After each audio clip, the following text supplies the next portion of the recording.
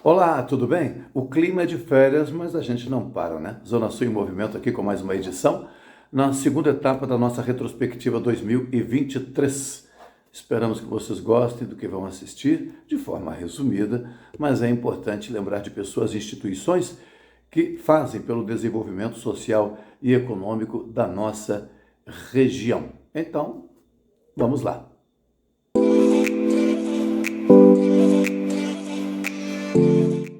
Na nona edição, destacamos a primeira semana integrada de inovação e desenvolvimento do Centro de Ciências Socio-Organizacionais da Universidade Federal de Pelotas, com a participação da professora Ana Paula Centeno, coordenadora do evento. Vinícius Campos, superintendente de inovação e desenvolvimento da UFPEL. E a diretora do Centro de Ciências, Isabel Razia. Primeira coisa que a gente relata, assim, né, sempre que a gente está nesse ambiente, falar sobre esses temas, né, a gente normalmente, né, fala para um público muito específico, né, restrito. E sempre quando a gente tem a oportunidade de comentar desses assuntos, primeiro a gente tem que ressaltar o meio que está nos dando condição de falar sobre isso, porque nem todos os meios ainda acreditam de fato em inovação e desenvolvimento tecnológico da região. Então eu queria parabenizar já, né, Machado, vocês por essa iniciativa, né? Acho que isso é receber, né? E obviamente a Ana e a Isabel aqui que fazem têm feito esse trabalho muito importante para a universidade nesse sentido. Eu ainda não tinha proporcionado nenhum projeto e decidi então, junto com os colegas, a Isabel aqui, que é a minha diretora no nosso centro, é a coordenadora adjunto, porque a ideia é que essa temática permeasse todos os cursos de graduação. E acho que o centro tem eu acho que nós temos já essa cultura interna que é da integração, né? Então posso falar como gestora dessa unidade acadêmica que a gente procura fazer todos os eventos, todas as mostras, todas as ações de uma forma integrada, integrando todos os cursos, né? E de forma compartilhada com a UFPEL. Então esse é o espírito. No mesmo dia, o diretor-geral adjunto da Secretaria de Obras do Rio Grande do Sul, Miguel Medina, aproveitando a agenda de trabalho na região, visitou as nossas instalações. Maravilha, é sempre um prazer estar aqui nesse jornal já consolidadíssimo e agora aqui conhecendo esse novo projeto Zona Sul em Movimento, mais feliz ainda, quero aproveitar e desejar sucesso com essa nova iniciativa e agradecer, acho que é sempre tão legal chegar num jornal vivo, né, que fala da nossa região, que é daqui, traz as nossas questões, que é super importante. Hoje na Secretaria de Obras a gente tem feito um trabalho muito grande de reposicionamento da Secretaria e reestruturação. A Secretaria de Obras é uma secretaria grande, com uma capacidade técnica importante, e a gente tem feito um trabalho nas regionais de realinhamento. Eu particularmente tenho coordenado esse processo, realinhamento da comunicação com as coordenadorias de educação. Então tenho corrido bastante no nosso estado, mas claro, sempre com o nosso olhar especial para a nossa região. Semana passada estive na região da Serra, semana retrasada estive na região das Missões, mas sempre voltando para cá, para a minha região, que afinal de contas eu inclusive sempre costumo vir aos finais de semana para a minha cidade, ainda moro aqui em Pelotas, né, apesar de estar sempre lá e cá no governo do estado, em Porto Alegre, mas estou sempre por aqui, sempre visitando as nossas escolas para entender.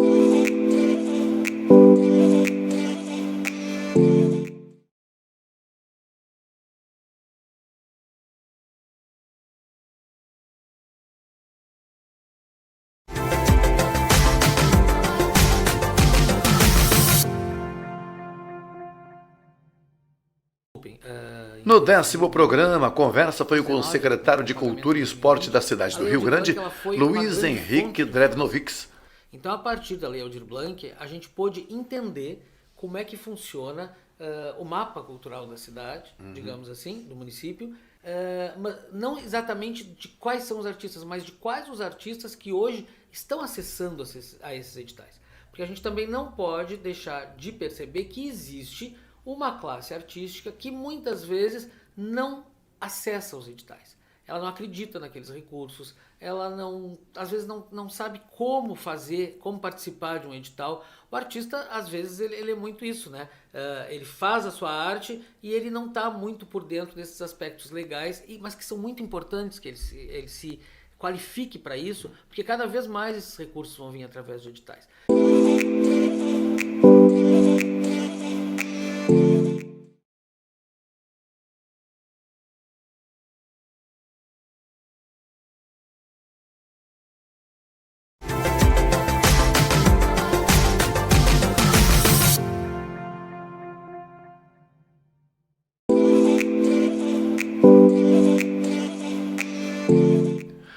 No programa de número 11, recebemos com exclusividade o gerente regional sul do Sebrae RS, Ciro Vives, que destacou aspectos relevantes da estrutura e funcionamento da instituição.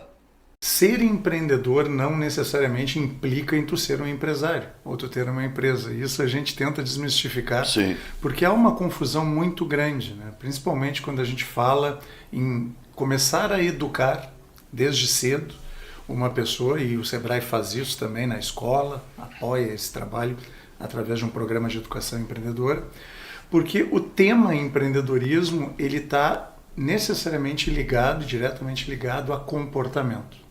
Quer dizer, se tu tem um comportamento empreendedor, a tendência é que tu crie objetivos, tu crie iniciativas, tu crie diferenciais para a tua vida, que elas vão te levar além, que elas vão apoiar outros recursos da tua vida ou de outros e que vão gerar resultados, objetivos. Mas não necessariamente tendo uma empresa. Na prática, a maioria dos empreendedores eles acabam se tornando um empresário ali na frente, porque desenvolve esse senso de empreendedorismo, essa forma de fazer diferente. Agora, tem tantas outras versões de empreendedorismo. Tu pode ser um empreendedor social, por exemplo. Tu pode ser um empreendedor digital. Tu pode ter uma ONG e empreender. Né? Há várias formas de se ser empreendedor. Agora, como o Sebrae se coloca nisso? O Sebrae ele promove o empreendedorismo através de todos os seus braços, de todas as suas atividades dentro do estado do Rio Grande do Sul e dentro do Brasil, né, como um todo. O que a gente tenta fazer para aproximar o Sebrae, não só do empreendedor, mas também do potencial empreendedor, daquela pessoa, daquele aluno que pode se tornar também um empreendedor? A gente tenta facilitar o entendimento do que o Sebrae faz. Na prática, o nome Sebrae ele já diz muita coisa, né? O Serviço Brasileiro de Apoio ao Micro e Pequeno Empreendedor. Ou seja, das atividades que o Sebrae promove e tem como propósito, eu te diria que, resumidamente, assim, se a gente for olhar em 3 grandes pilares de propósito, o Sebrae tem como primeiro propósito promover a maturidade de gestão do micro e pequeno empreendedor, da micro e pequena empresa, para que ela se torne uma empresa mais saudável, mais sadia, melhor administrada, sustentável em longo prazo. Isso é bem importante num país onde 1/3 das empresas, né, termina o seu ciclo aí em menos de 3, 4 anos. Um segundo ponto é promover o empreendedorismo, isso tudo que a gente falou agora, né? Como é que a gente promove esse comportamento empreendedor, como é que a gente desenvolve características ou aprimora essas características numa pessoa que ainda não as conhece ou que já conhece alguma coisa e precisa acelerar. E o terceiro grande propósito é promover o desenvolvimento territorial, que eu te diria que é uma consequência desses 2 primeiros. Sim. Quanto mais tu promove o empreendedorismo, desperta essas características, mais tu apoia e desenvolve esse pequeno empreendedor, naturalmente tu consegue desenvolver um território. Então, conceituando isso, a tua pergunta, né, o Sebrae se coloca ao lado do empreendedor, né, sendo o para ti este o propósito, né, para que tu busque, para que tu procure e para que tu entenda o que o Sebrae faz.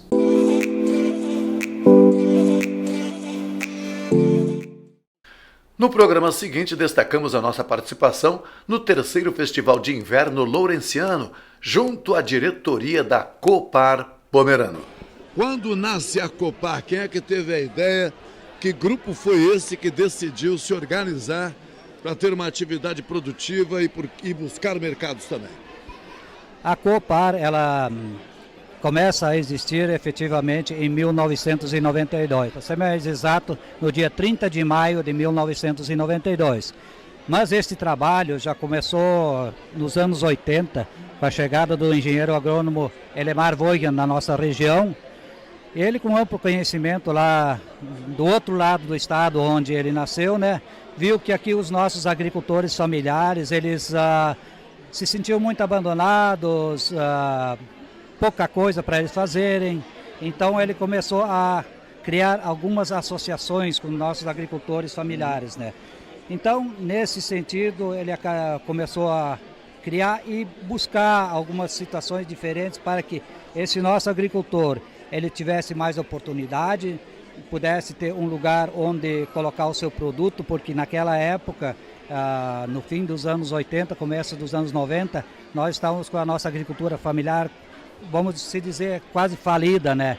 Então ele buscou isso aí, não tinha onde deixar o seu produto. Ele plantava pouco, colhia pouco, mas esse pouco muitas vezes ele não conseguia comercializar, porque o mercado estava muito difícil, né? Então surgiu a ideia com mais pessoas de associações de fundar uma cooperativa. E um trabalho foi feito muito forte nessa região, né? Começou com 41 agricultores no dia 30 de maio de 1992. Hoje são quantos? Hoje temos mais de 5.500 associados na nossa região, né? Atuamos em 20 municípios, né, da nossa região, aí na área de grãos, milho e soja, e também com laticínios em 13 municípios da nossa região.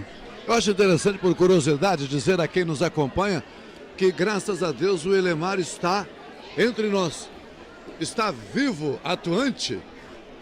Exatamente. Ele, após um tempo afastado da cooperativa e com outras atividades, mas sob a nossa direção ele foi convidado novamente a participar e hoje faz parte do nosso quadro de conselheiros também, né, e bastante atuante junto à cooperativa, porque é uma pessoa com uma bagagem bastante grande de conhecimento, e hoje nós cada vez mais, com a cooperativa não crescendo forte, né, nós precisamos de pessoas que nem o Elemar para podermos então, a cada dia que passa, darmos um passo, nem que seja pequeno, mas que seja firme, para que no futuro a cooperativa possa crescer cada vez mais, estar cada vez mais próximo do nosso agricultor familiar, que é o nosso principal objetivo. Daqui a pouco nós vamos conversar com mais um integrante da cooperativa, para falar um pouquinho da sua origem, da atividade leiteira, que foi uma das precursoras. Mas hoje, em quantos mercados a Copar atua? Mais ou menos aí. Olha, nós temos um mercado bastante grande onde a gente atua, né? Você quer dizer na área do leite, né? Sim, sim, sim. O leite nós trabalhamos aí toda a nossa região, aqui começando da fronteira, né? Praticamente, e vai até passando Camaquã por aí, onde a gente capta leite, né? Sim.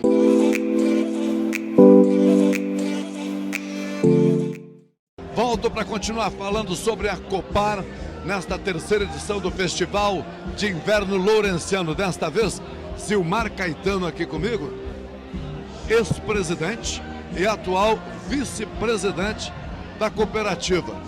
Prazer, agradecer também a recepção, a acolhida, já agradeci ao presidente Nildo Rutz e agradeço agora ao amigo também, porque estar aqui é como estar em casa. Eu que já tive a experiência de trabalhar em São Lourenço numa determinada época, então me sinto muito à vontade. E ao mesmo tempo estar aqui num grande evento, onde vocês celebram também premiações, reconhecimento, ou seja, momento de alegria. Muito obrigado. É isso aí, Machado. A gente também fica agradecido pela presença de vocês, de nos estar prestigiando com a participação de vocês e da gente estar aqui celebrando mais uma conquista ali da premiação da Copar e podendo também transmitir através do programa de vocês aí, para que as pessoas conheçam a cooperativa, a Copar, e o que ela tem de essência e o trabalho que ela vem fazendo durante todos esses 31 anos de cooperativa para desenvolver a região. Como é que começa, Zilmar, me permita chamá-lo assim, como é que começou o trabalho da Copar, ou seja, na origem, o produto mãe, como é que isso foi organizado, como é que teve início o processo? Pois é, Machado, a Copar, quando decidiu entrar na função de lácteos, trabalhar com leite, ela veio no intuito de alavancar a bacia leiteira da região, alavancar a bacia leiteira de São Lourenço, principalmente, e ao mesmo tempo foi estendendo aos demais municípios da região. Isso foi um trabalho que nos traz hoje essa premiação que a gente recebe, esse nome que a gente traz, Pomerano, né? Desde do início, lá em 2001, e aonde a cooperativa, na primeira intuição dela, foi de alavancar a bacia leiteira, que estava muito desmotivada. Só para te ter uma ideia, na época, foi um trabalho bem minucioso que se fez, e a cooperativa fez aquele trabalho de melhoramento genético, melhoramento da qualidade de alimentação do animal, e isso aí a gente vem trazendo inclusive até hoje. A gente faz o trabalho genético até hoje, o melhoramento genético até hoje. Só para te ter uma ideia, um breve resumo para saber de como isso progrediu e por que a Copar hoje está recebendo esse volume de leite, tem uma marca pomerana reconhecida.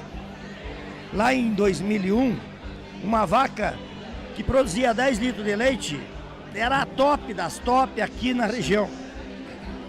Aí 2002, 2003, logo em seguida começou um trabalho genético da cooperativa de melhoramento, disseminação, até que em 2005 a Copar se habilitou a dizer que nós íamos fazer uma fábrica, e a gente buscou esse recurso, buscou conhecer toda essa parte, mesmo sendo colonos aí, nós tínhamos colonos que saíram do meio da roça e vieram fazer queijo na cooperativa,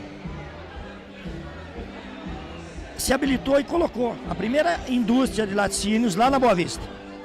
Começou com 5 mil litros de leite, transformando em queijo, em produtos, foi para 10, foi para 15, e ela quando startou já estava pequena, porque aquele trabalho genético que foi começado lá atrás, aquelas vaquinhas não estavam produzindo mais 10 litros de leite, estavam produzindo 30, 40 litros de leite dia.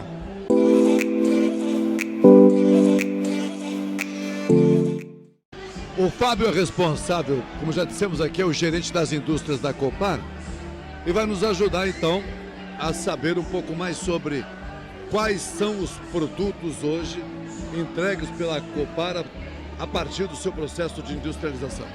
A cooperativa trabalha muito com queijo mussarela, nosso carro-chefe, né? Também o que é produzido na indústria da BR-116, também os queijos naturais, queijo colonial. E também alguns outros produtos, que é a nata no balde, o requeijão no balde, o doce de leite no baldinho, bebida láctea também. São alguns aí que agrego também no mix da cooperativa. Mas o carro forte são os queijos. E aí nas diversas variedades também de tamanho, também o queijo fatiado, que vem tomando uma grande proporção. A gente vem fatiando mais de 200 mil unidades por mês agora. Investimentos a todo momento também nessa área. Sim. É um mercado que está bem evoluído ultimamente. No que diz respeito a recursos tecnológicos e inovação, o que a Copar tem hoje instalado nessas unidades? A gente trabalha muito a melhoria. O queijo fatiado com a atmosfera modificada, que é colocar o gás para ele ficar solto, né? Vamos dizer, anos atrás era direto no vácuo, então não era tão bem apresentado aos clientes. Então hoje é um queijo solto, né? É uma melhoria nos produtos já existentes, né? Também o queijo prato também. E na Boa Vista também a gente investe para melhorar os produtos existentes. Nos últimos anos a gente conseguiu uma regularidade maior, vamos dizer assim, nos produtos. Não há uma oscilação na qualidade, para buscar uma confiança, uma garantia para o cliente. Trazer essa regularidade na qualidade, né? No processo de industrialização, eu sempre alerto que, olha, eu não estou solicitando aqui que seja contado o segredo, não é isso. Cada um tem o seu. Mas quais destes produtos conta com segredos, toques especiais, desenvolvimentos especiais particulares? Me refiro àqueles que dão, por que não, sabor, textura diferenciada e faz com que isso seja possível, permite o reconhecimento dos produtos pomeranos. Todos os produtos hoje têm diferencial ou alguns são produzidos dentro de um processo, digamos, tradicional? Olha, produzimos esse, mas esse não deixa de ser muito parecido com os demais do mercado. Quais são os produtos diferenciados da Copar hoje, com a sua marca, com a sua cara? A gente vem trabalhando um conjunto de ações, né? Começa muito forte no produtor de leite, nosso associado. Hoje são mais de 900 produtores na região. Um trabalho dedicado de qualidade, de melhoria já de alguns anos. Então começa ali, né? A nossa matéria-prima principal, vamos dizer assim, né? Essa aí já vem com a boa qualidade do campo. A gente não consegue melhorar o leite lá.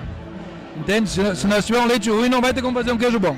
Então começa com leite, que chega com uma boa qualidade, uma melhoria muito boa nos últimos anos. E aí, claro, segue os processos normais, vamos dizer assim, de legislação, né? Tem todo um trâmite, né? E aí um trabalho cuidadoso, tentar acertar no ingrediente também. Equipamento conta muito também, é um conjunto, assim, ó. Mesmo que eu quisesse te falar a receita, eu nem saberia específica. É um conjunto, né? Os bons colaboradores também, a sua dedicação, porque o processo passa por tempos, temperaturas, tem todo um controle, né? Então, a gente busca isso, né? A coisa que a gente não tinha lá nos primeiros anos. A gente passou dificuldades nos primeiros anos. A gente... Normal.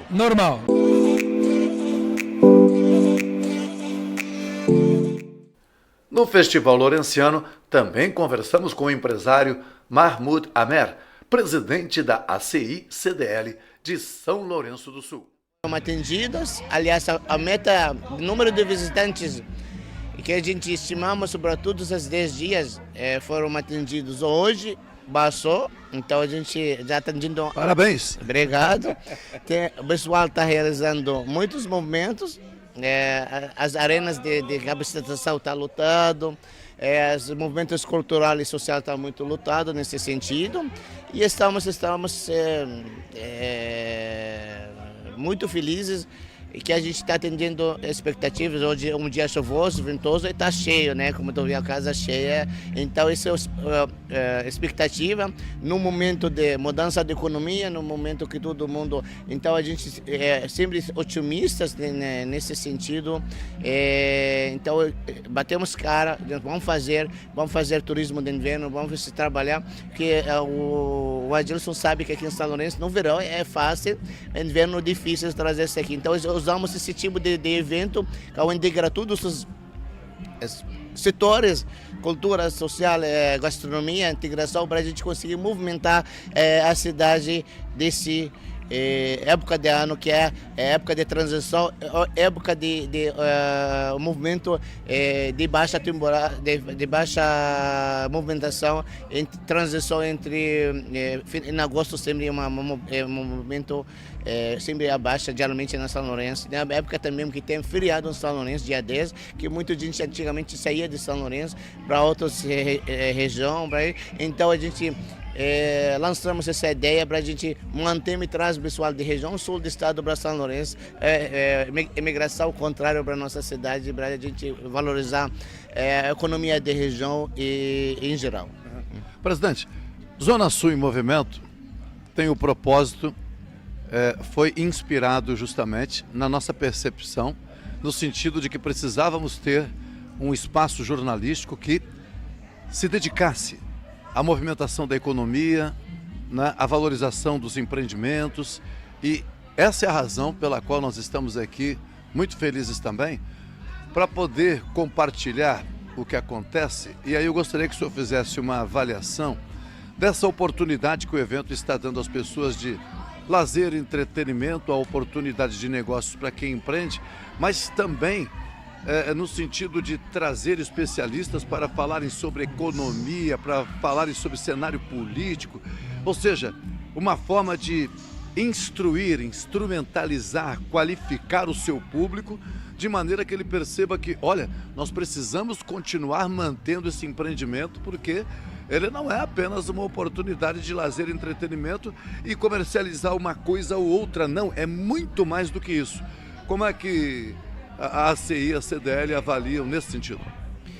A verdade, tu falou sobre imprensa. Primeiro, um fator importante no desenvolvimento numa região, como a região sul, que ela sofre ao longo dos anos poucos investimentos. Então, a imprensa é um fator importante de gerar esse debate, né? E sem imprensa, sem uma mídia, sem coisa, não tem como buscar esse trabalho. E esse tipo de evento, como tu falou, ele também é muito importante, porque ele abre um debate sobre um desenvolvimento econômico, social, regional, né? Ou seja, fora dos outros fatores que eu falei, nós estamos com uma debates, arena de empreendedorismo com temas diversificados. alavancar o debate para ações voltadas para as novas economias. O que falta para a região sul? Esse tipo de empreendedorismo voltado à nova economia, tecnologia, robótica, matriz econômica das startups. Começou alguma coisa em Pelotas, Rio Grande, mas ainda precisamos mais para mudar nossa matriz econômica para a gente gerar desenvolvimento e impedir a migração de nossos jovens adolescentes na nossa região para outras regiões ou para outros lugares.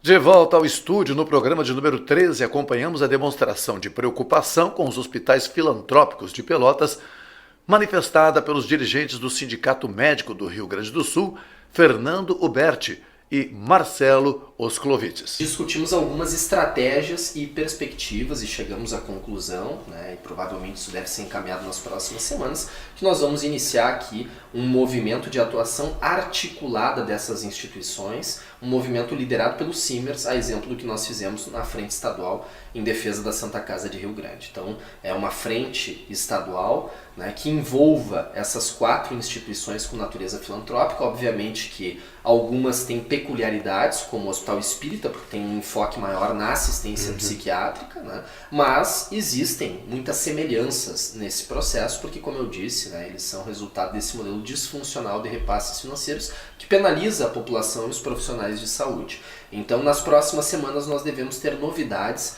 no sentido da possível criação desse movimento articulado entre as 4 instituições para nós sistematizarmos estas demandas e atuarmos de uma forma coordenada com o auxílio, inclusive, de outras instituições, como Ministério Público, OAB, Prefeitura de Pelotas. Nós vamos convidar essas forças vivas e importantes atores aqui da cidade e da região, assim como fizemos em Rio Grande, para participar desse grande esforço, porque é um interesse da comunidade de Pelotas, é uma necessidade daqui, mas também de todo o estado do Rio Grande do Sul.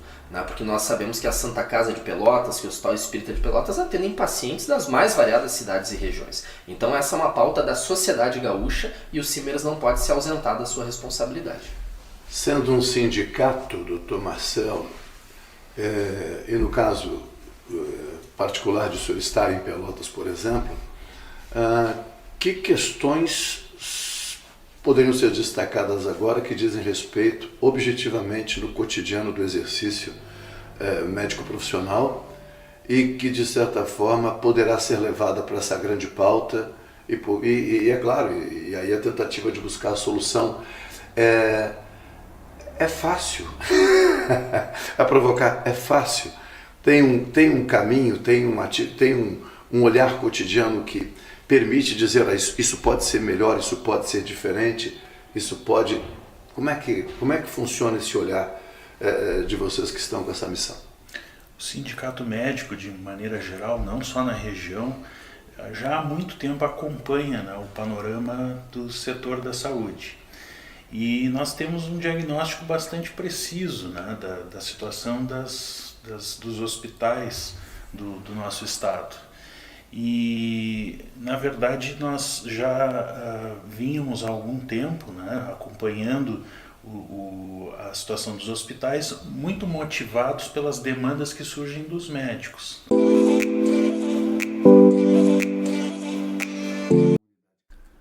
No bloco seguinte, do mesmo programa, a secretária de Cultura de Arroio Grande, Anelise Carriconde, anunciou investimentos para o Carnaval 2024. Muito obrigado pela acolhida, uma alegria.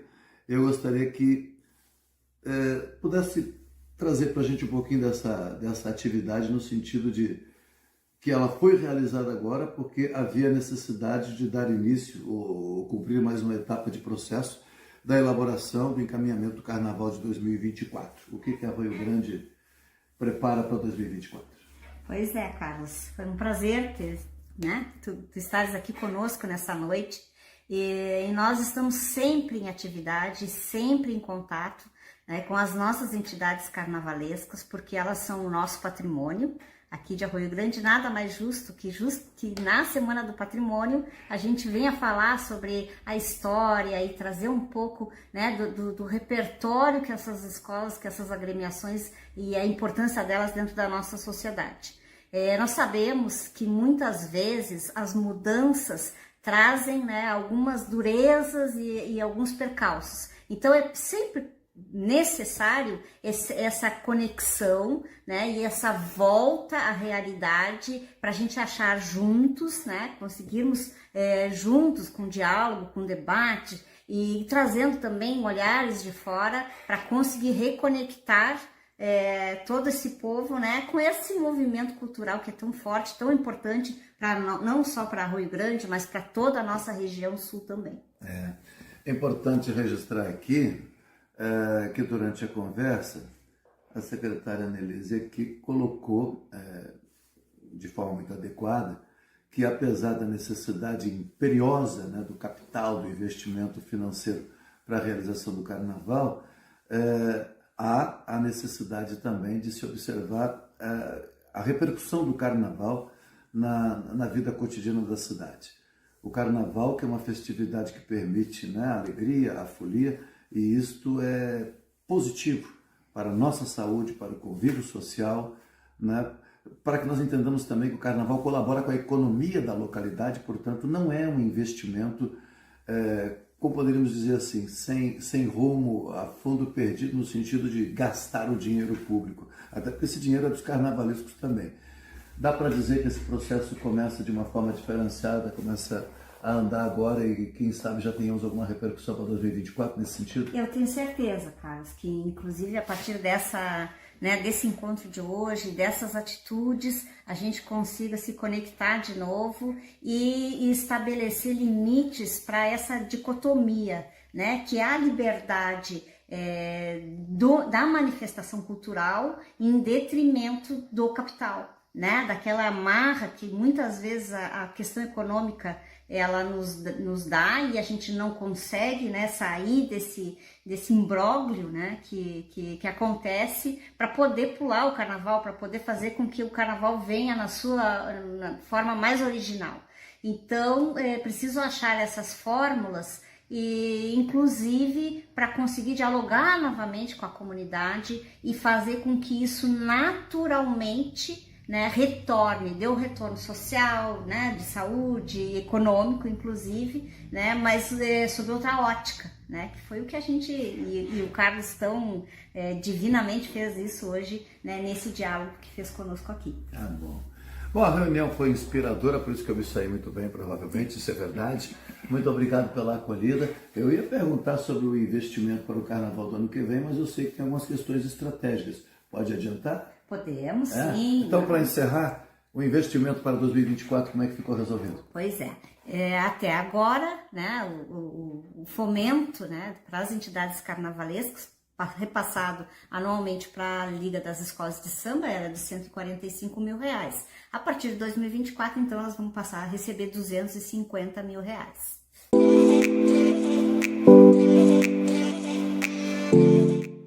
E o professor Paulo Ávila, do Senac Pelotas, divulgou o calendário de cursos técnicos EAD.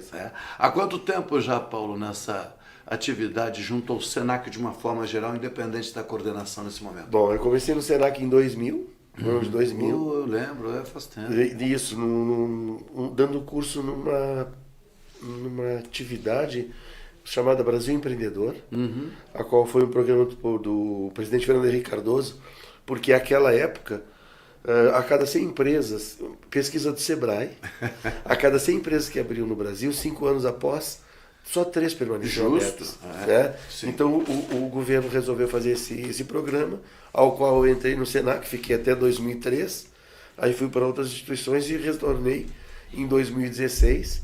E como coordenador do Polo EAD, eu estou há 5 anos já. Há 5 anos. 5 anos. Vou aproveitar essa deixa e vou reprisar aqui, ó.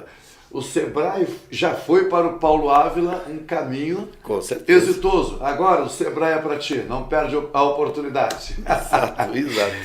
O Polo EAD está aí com um processo em andamento, com um período de inscrição também sendo esgotado na próxima quarta-feira, dia 23, mas conta pra gente como é que está esse processo no momento. Exato. Nós temos 6 ingressos por ano do Polo EAD. São sempre nos meses pares, né? Então agora, em agosto, até o dia 23, estaremos recebendo matrículas, podendo ser prorrogado por mais 2 ou 3 dias, tá? E aí o aluno já começa as atividades, terminam, dependendo do curso que ele é matriculado, o módulo tem 3, 4 meses, e ele já retoma o outro módulo, e tem o 5º ingresso, que é em outubro, ao qual tu participasse, inclusive, na noite de lançamento do curso técnico Guia de Turismo, lá na FenaDoce. Sim. Então, nós criamos aquele evento na FenaDoce para promover o lançamento do curso, que começa em outubro. Vai ser um curso voltado para aquelas pessoas que queiram empreender na área de turismo ou tornar-se apenas guia de turismo. E aí ele já vai ser, como se diz, vai estar vinculado à Embratur, tudo direitinho, né? Os trâmites normais aos quais o Senac sempre segue, né? E a grande novidade é que a gente vai ter, como o curso prevê viagens, tanto primeiro dentro da cidade, prédios históricos, o turismo rural, depois intermunicipal, e depois interestadual. E aí nós vamos estar agregando Bagé e Rio Grande para juntar as turmas e fazermos uma coisa só.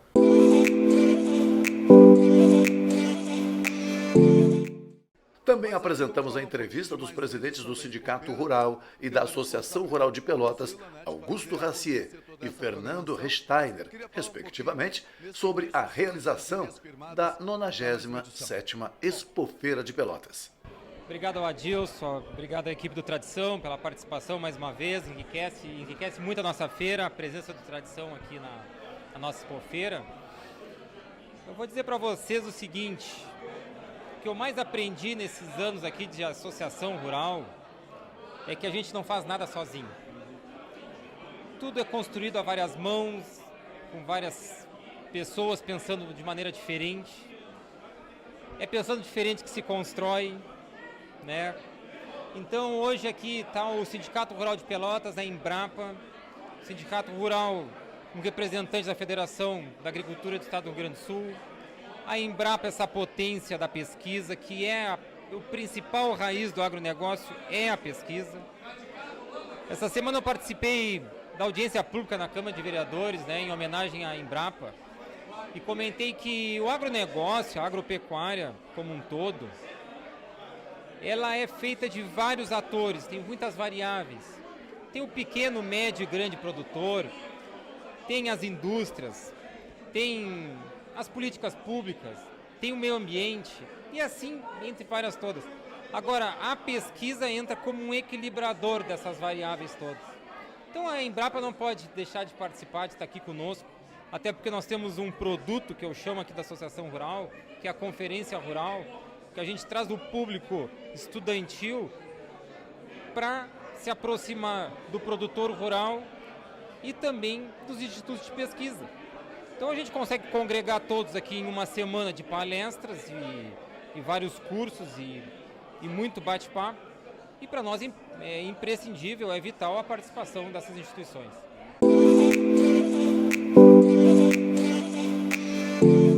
Foi comentado aqui há pouco por ti mesmo no momento da fala, a abertura de novos mercados e também a eficiência no que diz respeito à produtividade, tecnologia, inovação. Então, após períodos difíceis, como também foi citado aqui, em que patamar nós estamos, digamos assim, a Zona Sul, o Rio Grande do Sul, em relação ao Brasil e ao mundo? Machado, a realidade da produção agropecuária brasileira é que o mercado brasileiro ficou pequeno para o tamanho da eficiência da nossa agropecuária. E o desafio de nós transformarmos aumento de produção e produtividade em renda é o desafio de conseguir os mercados. Se nós nos preocuparmos única e exclusivamente em produzir, sem ter uma destinação adequada para a nossa produção, nós vamos gerar excedentes, nós vamos depreciar preço e nós vamos causar, sim, uma grande crise. E nós não podemos deixar que aumento de produtividade se transforme em problema. Aumento de produtividade tem que se transformar em renda. E tu perguntavas da nossa Zona Sul. Nós temos que nos orgulhar, Machado, da metade sul do estado do Rio Grande do Sul, onde boa parte do nosso arroz gaúcho é produzido. O Rio Grande do Sul hoje responde por 70% da safra nacional de arroz e boa parte dessa safra localiza-se na nossa metade sul. E por que isso? Muito em função, logicamente, de relevo, de clima, mas principalmente em função da eficiência do orizicultor gaúcho.